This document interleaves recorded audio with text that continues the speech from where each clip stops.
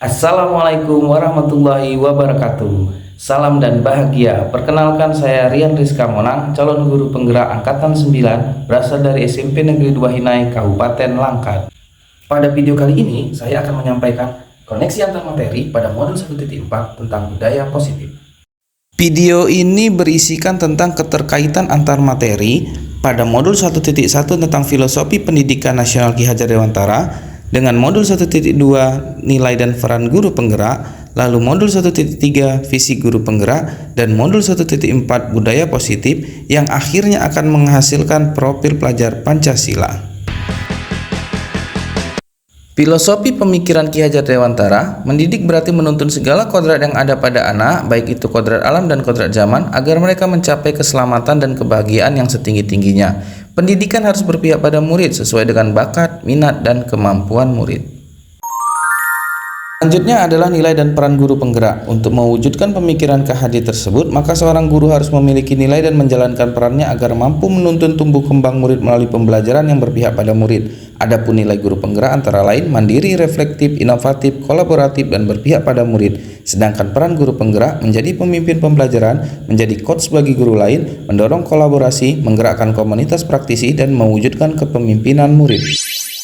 Selanjutnya adalah visi guru penggerak. Visi bisa juga disebut harapan, impian, ataupun cita-cita. Visi merupakan arah dan motivasi untuk meraih perubahan yang diimpikan atau dicita-citakan. Visi dapat terwujud jika seluruh warga sekolah menjalin kerjasama. Dalam mewujudkan visi diperlukan pendekatan inquiry apresiatif dengan tahapan bakja. Adapun tahapan bakja itu adalah buat pertanyaan, ambil pelajaran, gali mimpi, jabarkan rencana, dan atur eksekusi.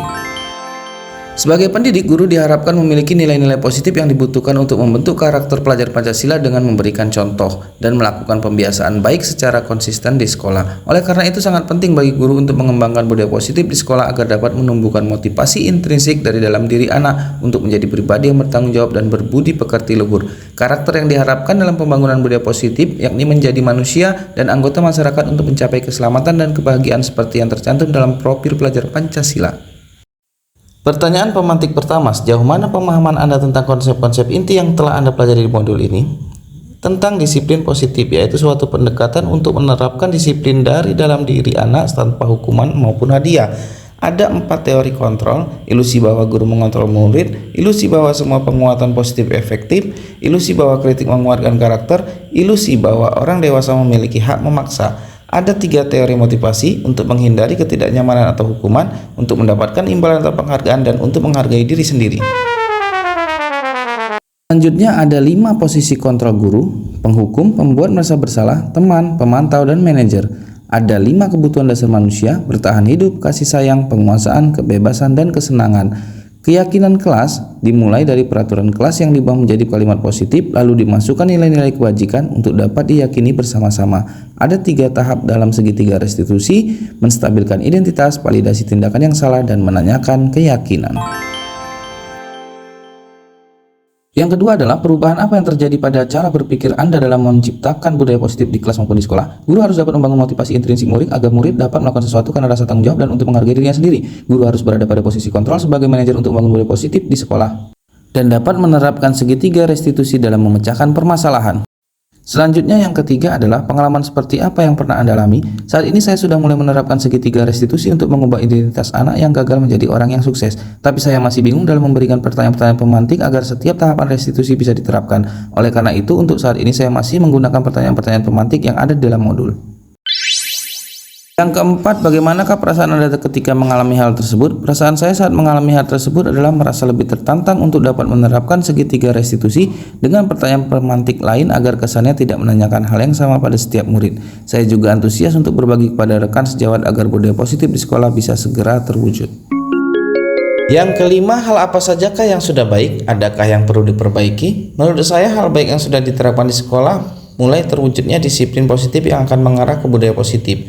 Sudah ada keyakinan kelas yang dibuat bersama dan berpihak pada murid. Hal yang perlu diperbaiki adalah posisi kontrol guru yang selama ini adalah teman dan pemantau menuju ke posisi manajer.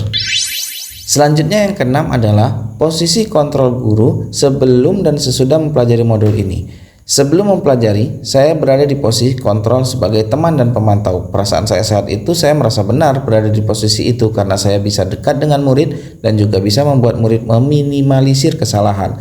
Tapi setelah saya belajar modul ini, saya mencoba menggunakan posisi kontrol sebagai manajer. Perasaan saya sekarang merasa bangga dengan murid saya yang lebih menunjukkan tanggung jawab untuk memperbaiki kesalahan. Pertanyaan selanjutnya adalah, sebelum mempelajari modul ini, pernahkah Anda menerapkan segitiga restitusi? Sebelumnya, tanpa saya sadari, saya pernah menerapkan segitiga restitusi. Hanya saja tahapannya belum sempurna. Tahapan yang saya lakukan hanya menstabilkan identitas dan validasi tindakan yang salah. Kemudian saya meminta murid memperbaiki kesalahannya dengan cara saya, bukan cara ataupun kemauan murid. Yang terakhir adalah, selain konsep-konsep yang disampaikan pada modul ini, adakah hal-hal lain yang menurut Anda penting untuk dipelajari dalam proses menciptakan budaya positif? Menurut saya, konsep yang ada dalam modul ini sudah lengkap dan terperinci dalam hal mewujudkan budaya positif. Tugas kita sebagai guru hanya menyesuaikan saja budaya positif yang ingin diwujudkan dengan budaya kultural yang ada di lingkungan sekolah. Demikianlah video koneksi antar materi ini saya sampaikan. Sekian dan terima kasih. Assalamualaikum warahmatullahi wabarakatuh.